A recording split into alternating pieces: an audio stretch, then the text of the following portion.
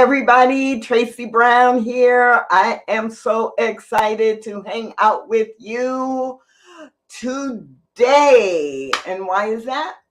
Because today is the perfect day. Today is the day the Lord hath made. Let us rejoice and be glad in it. Because today is Saturday. Because today I'm alive. I mean, there are so many different reasons to be excited about being here, being anywhere, being alive, but being here and being here with you. So, welcome to the Saturday Science of Mind Conversation series. And whether it is morning or afternoon and you're watching live, or whether you are watching the recording at any time of the day or night, we are going to dive a little bit deeper this week into what Ernest Holmes teaches us about physical perfection. Physical perfection. Now, I am coming in a series around physical perfection. Ernest Holmes actually spends a lot of time in the book, in the Science of Mind textbook, focusing on physical perfection. We are spending this entire month really diving into chapters 14 and 15 in the Science of Mind textbook. And on top of all the places throughout the textbook where Ernest Holmes refers to healing and treatment, spiritual mind treatment to change conditions, and how spiritual law works to move toward perfection, he still spends two complete and very lengthy chapters on physical perfection. So if I say some things that don't quite make sense, or if it feels like I've left something out, then I invite you to go into the archives, or to go on Facebook Live or the New Thought Media YouTube channel and look for the conversations that were from the couple of weeks before, because Reverend Mark Gilbert laid a beautiful foundation. And then Reverend Robert Brzezinski built on that and really dove deeply into the two of them, really cover chapter 14 well. I'm going to begin with chapter 15, Physical Perfection Continued. Let's see if that's really, Physical Perfection Concluded. It's like, let me see if that's really what Ernest Holmes called it, but concluded. And then next week, Reverend Muata will dive into bringing it all together. So if you are ready to dive into a little bit more on physical perfection, you want to know more, if you want to go a little deeper and you are online right now, then put in the chat, yes, let's go, or more about physical perfection. Let me know that you are present and ready and curious. I want you to bring some curiosity into this conversation today. And before I dive in, let me emphasize the word conversation. So I will be monitoring the chat and would love to, bring your comments in, or if you have a specific question as I share what Ernest Holmes wrote, you can put that in the chat and I will see it as well. So let's dive in by going back to the end of chapter 14. The end of chapter 14, near the end, there is a section, the last section in that chapter is titled Seeing Perfection. And I think that is really important if we're talking about physical perfection, to be reminded that the perfection of our physical being and expression is already built in. And we have to be super careful not to use the word perfection the way that we humanly define it, so that we have the perfect capability to have each one of us to have our own perfect life experience, so that we don't get hung up on what perfect looks like in the news, in the magazine ads, or what perfect looks like when photographs are photoshopped for social media. And that we don't assume that our human definition, which is limiting, that you need to look a certain way or need to express in your body a certain way, is perfect or not. So remembering that we are talking about our physical perfection, meaning our bodies being able to operate, every cell in our body cooperating with every other cell, and that we are actually revealing the truth. So here's what Ernest Holmes says in Seeing Perfection. Healing, when we talk about healing and moving to spiritual perfection or physical perfection, healing is not creating a perfect idea or a perfect body. It is revealing an idea which is already perfect. Healing is not a process, it is a revelation. So I'm repeating, and if you are looking for that in the textbook, it's on page 212. At the beginning of paragraph 1, 2, 3, 4. Healing is not creating a perfect idea or a perfect body. It is revealing an idea which is already perfect. Healing is not a process, it is a revelation. So if you are around people who have been studying and teaching and practicing science of mind for a long time, you are likely to hear us remind ourselves that there is nothing to heal, only truth to reveal. There is nothing to heal, only truth to reveal. So when we talk about healing or spiritual mind treatment to heal a condition, we often will say to change a condition, because what we know is at the foundation, the perfection has already been created. The truth of a thing has already been created.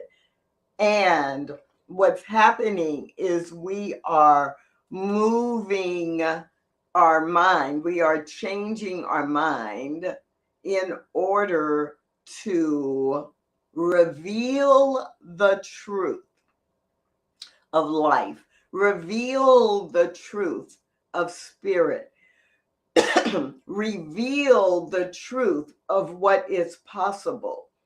Our path is to reveal heaven on earth, right? This concept of heaven or perfection. And so when we are today talking about physical perfection, and we are really reminding ourselves that every cell in our body has the blueprint to operate at its maximum capacity for good. And our job is to move out anything that is blocking that.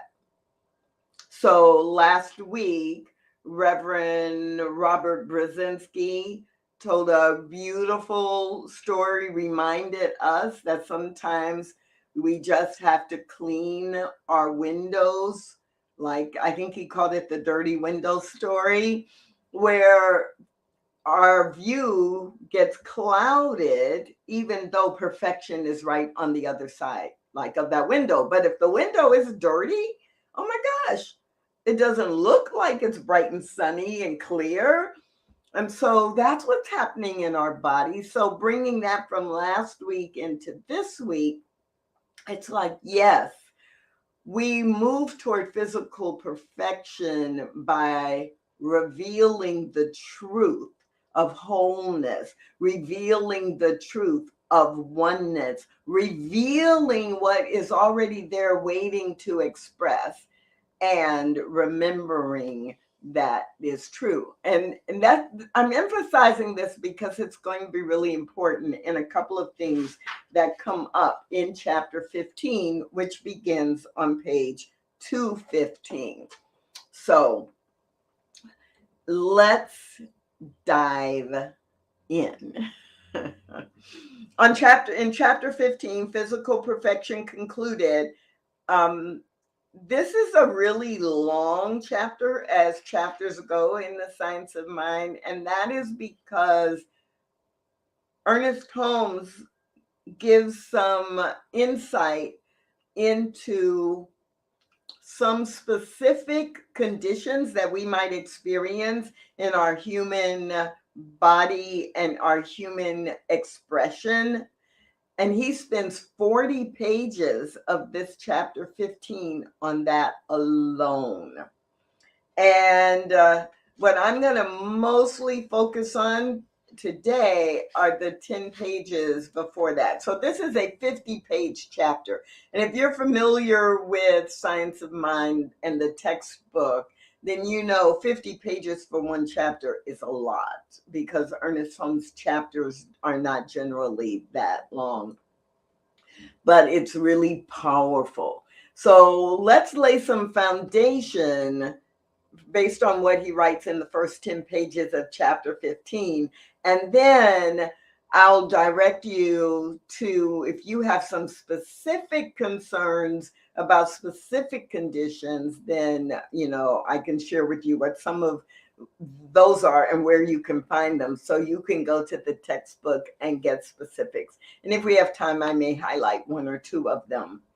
So at the very beginning, the very first words of this chapter, the section is, well, wait a minute, what can be healed? What can be healed? What can be healed? That's what this first section is titled. And I'm just going to read you the first paragraph because it is good. What should we try to heal through spiritual treatment? If we were dealing only with the power of a thought, we should not expect to heal anything. But if we are dealing with a universal principle, why should we set any limit to its power? Now, I remember reading that early in my studies and going, oh, that's a good question. If I truly believe there is a universal power that has the power to create anything, why would I assume it can only heal certain things, but it can't heal others? It can only heal certain people because it only likes, it likes Wayne better than it likes me. So it's going to heal Wayne, but it's not going to heal me. No, this is a universal principle operating as the creator and sustainer and expander and evolver of life. It has no limits. So why do I think, well, maybe it could heal my paper cut on my finger? But I went to the doctor yesterday and the doctor said I had stage 3 cancer. It can't heal that. How ridiculous does that sound to you? I know to me, it sounds super ridiculous.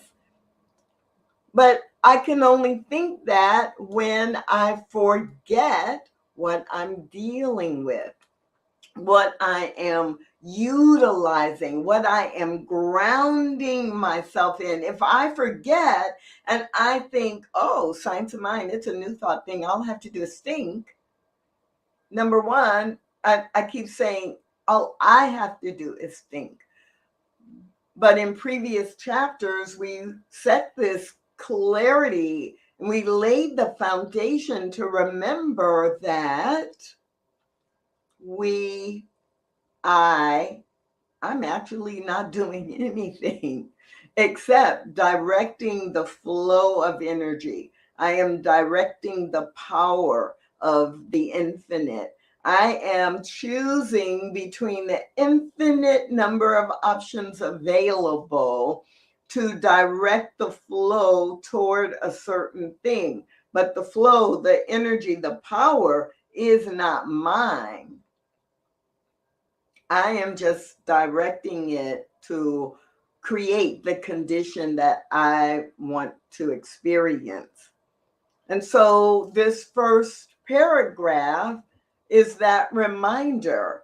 What should we try to heal through spiritual treatment? Well, if we were dealing only with the power of my own thought, I should not expect to heal anything. But if I am dealing with a universal principle to heal through spiritual mind treatment, why should I set any limit to its power?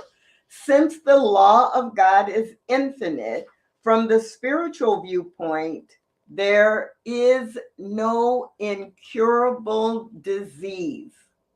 No incurable disease, as opposed to a curable one. The law knows nothing about disease. It only acts. The practitioner, that would be you and me, quoting, the practitioner realizes that their word is the presence, power, and activity of capital T truth, which is almighty, which is God, beside which there is no other. I am using my words, and I am using my thoughts, and I am using my conviction to activate the power, the presence, and the activity of that perfect, whole, and infinite truth. And I'm applying that to a specific situation. When we get that and actually operate from that perspective, we begin to experience demonstrations on our treatments that we even find hard to believe. I can't tell you how many times I've had it happen to myself, but also in teaching classes and having people experience the demonstration of what they are praying for or about at a level way beyond what they imagined, because their understanding changed, that they were not actually doing the transformation.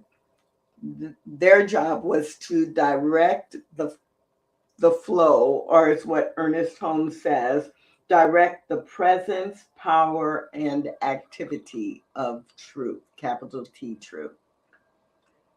This is so powerful. It's one of the reasons that I have come to love the philosophy of the science of mind. But on the very cover, right, it's Science of Mind, a faith, a philosophy, a way of life, right? And so you can think about it intellectually, but that last element, a way of life, is so powerful, because when you integrate this into the way that you live, then it really begins to show up. And I don't know, you may have an example of how you really have come to understand how this works. Gina has shared in the chat, right? This power, this almighty power, it heals to the level of my consciousness, the person who is doing the prayer or the person who is anchoring in a choice to heal or to move, right? Heal, there's nothing to heal, only truth to reveal. If I am choosing to reveal the best possible outcome that is already planted within me, then yeah, I am directing the flow of the universe to that. I am removing all the cobwebs. I am removing the cloudiness. I am removing the dirt off the window so that the brightest light can show up, can express itself. So in this second chapter, very large, long chapter on physical perfection, Ernest Holmes starts us off with reminding us that there is nothing that is incurable in God or through spirit. And on the third paragraph on page 216, he writes, to spirit, there can be no incurable disease. The word incurable means not susceptible of being cured. And the root definition of cured is cared for. So if we say that a disease is incurable, we are saying that it is not sensitive to care. As long as any cell is alive, it is sensitive to care, which means that as long as a person is alive, the cells of the body respond to care. Naturally, they are not being cured if they are not being properly cared for. And we have already learned that disease is largely a state of mind, and we could hardly say that a state of mind is incurable, can we? We know that thought is constantly changing. It is forever taking on new ways of expression, and it cannot possibly remain permanent. It has to change. Can we not, accordingly, then change it to a better state instead of to a worse? Now, there is so much in that paragraph. The reminder that if incurable means that something is no longer susceptible or welcoming or to be able to be affected by care, that's the only thing that can make it incurable. And every cell in our body that is feeding into creating the life we have is always open to and responsive to the way it is cared for. What's scary is sometimes we care it for the negative or the harmful or the hurtful. So we are feeding that. Our thoughts are feeding into, whether it's because of fear or whether it's because of lack of knowledge, right? If the cells are reacting or responding to the thoughts that we have and the flow, that the universal flow we send to it, then yeah, we believe that things are diseases are incurable, and we are afraid, and we are feeding ourselves that. Be afraid. It's not likely you will heal. It's not possible for you to heal. There's also a little touch of something in that paragraph where Ernest Holmes really uses the word cure in a different way than heal.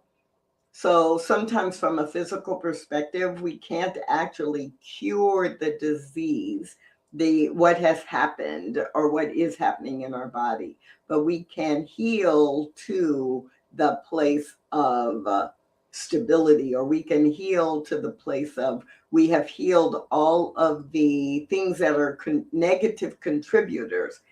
And our body, our physical body, may still not be able to recover. But that is kind of like PhD, well, maybe a master's degree level understanding that all healing does not mean cure.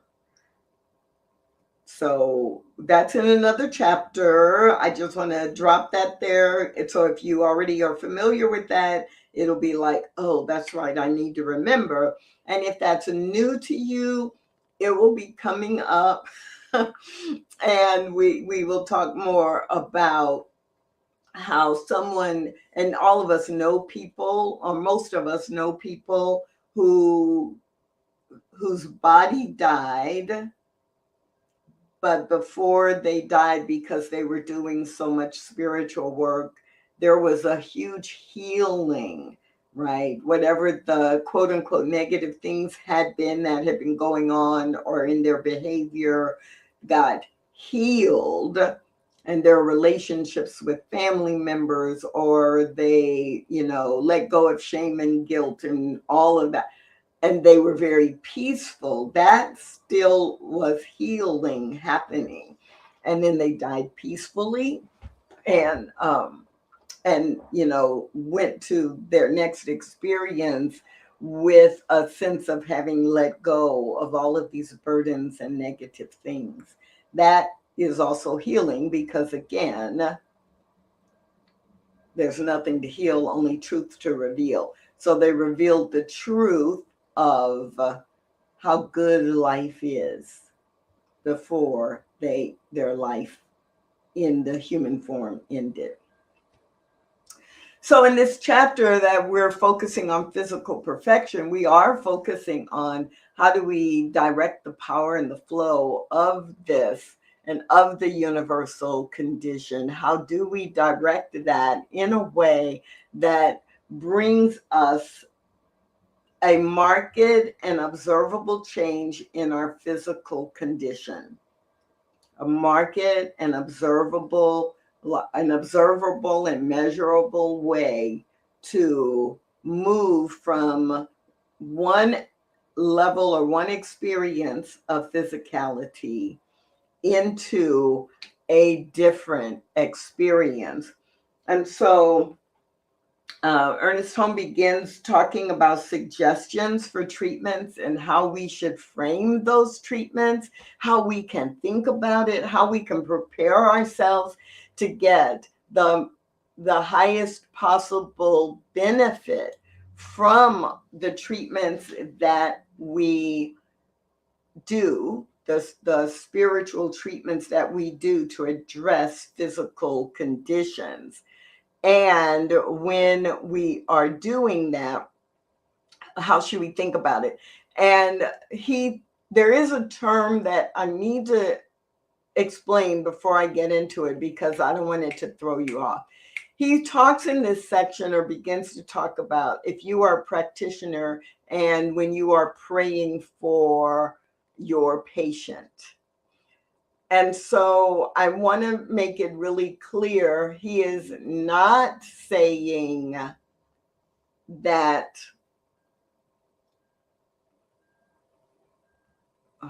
that you must be a professional licensed practitioner who is charging a patient for treatment. Because I can be the practitioner, whether I'm a minister or a licensed practitioner. I am practicing the science of mind principles in my life, and the patient can be my family member, or really the patient can be myself.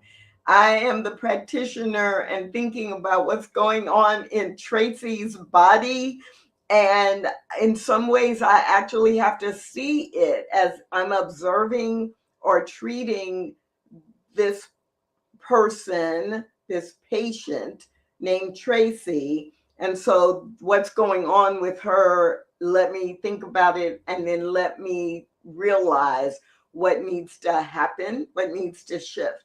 So I will, especially when I'm reading, I will refer to practitioner, but I'm not meaning licensed professional practitioner. I'm meaning any individual who is practicing these principles.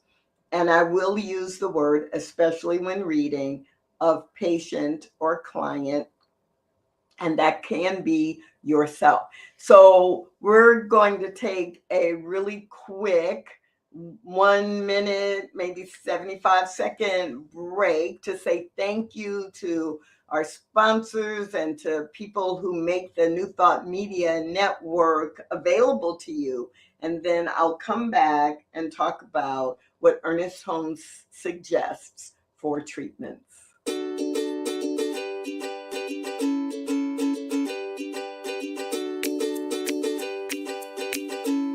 Thank you, Center for Spiritual Living Denver, for your continued support. Thank you, Center for Spiritual Living Midtown Atlanta, for your monthly contribution. Thank you, Center for Spiritual Living North Jersey, for your monthly contribution. And please help us welcome Om Center for Spiritual Living in La Mesa, California. Thank you for your monthly donation. Thank you, Center for Spiritual Living Seattle, for your most generous donation. And a special thanks to Hefferlin Foundation for your generous technology grant.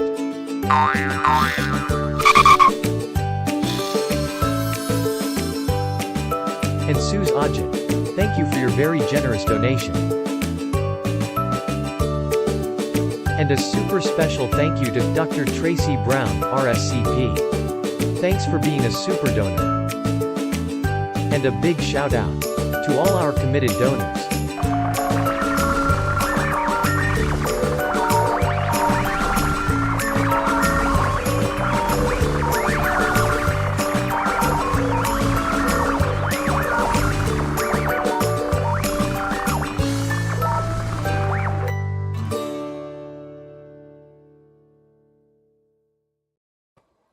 So what about you? Actually, there are a couple of you who are here today who are committed donors. I just wanted to invite you and encourage you to also support this network if you are receiving benefit from it and enjoying not just this program today or this series on Saturdays, but every day. There is so much great programming to help us align our personal, professional, and spiritual priorities, which is how I am striving to live my life, and I hope you are too. So this morning we are focusing in on the second chapter that Ernest Holmes presents around physical perfection. It's chapter 15. So if you joined us a little late and you're trying to figure out where we are, today's topic is physical perfection. And at the bottom of page 216, Ernest Holmes begins what he calls a section on suggestions for treatment. And what he does in this section is he reminds us we need to approach spiritual treatment with some specific foundational things in place. So the sections within are following this are suggestions for treatment. Do not try to go beyond your understanding. Depend upon principle. How habits are acquired and treated. And treating pain. We might even get to repeating treatments, but I'm not sure. So let's dive in. Suggestions for treatment. In giving mental and spiritual treatments, it is better not to dwell too much on the negative, since we are liable to give it undue importance. To affirm the presence of God is better than to deny the presence of evil. To affirm the presence of God is more important. To affirm the presence of God is better than to deny the presence of evil. So this is really important because our task is to reveal the truth. Okay, keep that in mind. Our task is to reveal the spiritual truth, to create the nest from which within which the spiritual truth can be rebirthed. so many people make the mistake in their treatments of listing all the things that are wrong, or all the things that are broken, or all the things that are painful, or all the things that they don't want. And then we'll do one sentence or one word on the actual truth. Ernest Holmes reminds us it should be the opposite of that. So for an example, well, this is a real life, real-time example from yesterday. Someone asked me to pray for them because they were experiencing a lot of physical pain from fibromyalgia. And when I first asked them what they wanted the prayer to be about or be around, they said, well, I have fibromyalgia. My whole body hurts. I'm so tired of feeling this pain. I can't move because any time I move, or it hurts, or if the sheets even touch my skin, it hurts. And I want you to pray that the hurt goes away. I want you to pray that the fibromyalgia lightens up. I want you to pray. And they went on for a couple of minutes about everything was grounded in the fibromyalgia and or in the pain. And so my question, as I was in my mind preparing myself to do a spiritual mind treatment, it's like, take a breath and imagine. Can you imagine what your life would be like when this prayer is answered, or if you weren't in this kind of pain? And it was hard for her because she, of course, when we are in physical pain, that's what we're focused on. We want it to end. But after a couple of tries, she began to describe what she would be doing and how she would be thinking and what she would be experiencing. And that is the presence of the healing. That is the presence of the truth of joy and peace being revealed. So instead of the middle of the prayer being, and I claim and declare that fibromyalgia doesn't exist, and there is only peace in this person's body, and she no longer feels pain when the sheets touch her body, and she no longer feels too sore to get up out of bed and walk through her house, and she no longer, right? It's all the things that we don't want. So when Ernest Holmes says, to affirm the presence of God is better than to deny the presence of evil, the pain, or the dis-ease, then the middle or the third step of my treatment sounded more like, I know every cell in her body is beginning right now to work together to demonstrate the peace that is already within it. And I see this person moving freely through her day, doing the things that she wants to do. I see her being able right now to dress herself and go out and do grocery shopping, because that was one of the things that she mentioned, that if she wasn't in pain, she would be doing. And I imagine her, right? Everything that I put in the treatment was the image of the healing, right? The revealing of the truth of her body operating at its highest was reflected in the imagery in the treatment. Affirming the presence of God operating in, as in through her body in ways that her brain could understand and imagine. That is what we are doing when we are actually doing prayer or treatment. Ernest Holmes goes on to write later, lower on page 217, a practitioner should think of the patient as a perfect entity living in a perfect universe, surrounded by perfect situations and governed by perfect law. So if that is true, and I am grounding my treatment in that, then again, my words are going to reflect what it looks like when the body is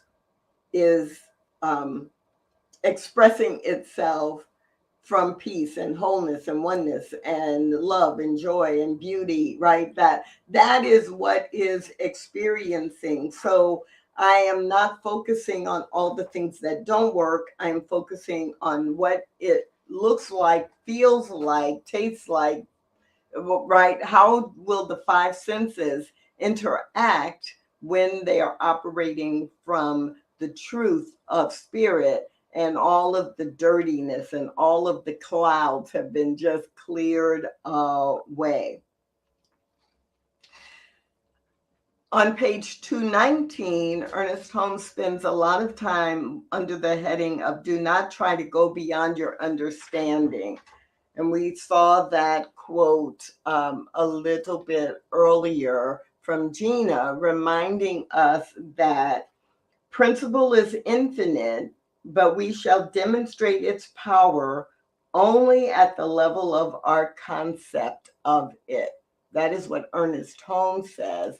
And Gina summarized that for us beautifully by saying, healing occurs to the level of our own consciousness. Now, that doesn't mean that, no healing can occur because you've only been studying science of mind 6 months and somebody else has been studying science of mind for 26 years. What it means is that your belief, your understanding that really there is a power that is bigger than you, that is actually doing the work, and you are really surrendering into the flow of that, that's when it works. Principle, Ernest Holmes writes, principle is infinite, but we shall demonstrate its power only at the level of our concept of it. So if I really believe that principle is infinite and that anything is possible even beyond what I can believe or what I think I can do or what I can see, and I am praying or doing a treatment in that context, then it will occur in that context, that the revelation of the truth will be way more than I know I could do or I could effect. And I will depend upon principle for the execution of my prayer. That is what we are doing. And this chapter does such a great job of reminding us. So on page 221, there is a full section on depending upon principle.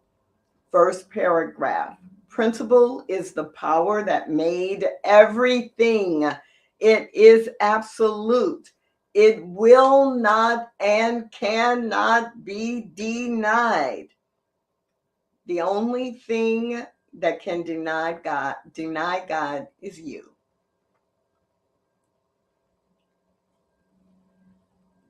So, as we are moving into physical perfection, we have to remember that God is the infinite, God is the all. And Ernest Holmes says, do not think of disease as an entity, but as an impersonal thought force. In healing, you are separating the false from the true. The work is definite. The work is dynamic. The work is consciously done, always with a clear purpose in mind. So actually, I'm going to stop there. I think that would be a great place for Reverend Muwata to pick up next week, that when we actually depend upon principle, when we actually realize that God is right here. God is all powerful and infinite.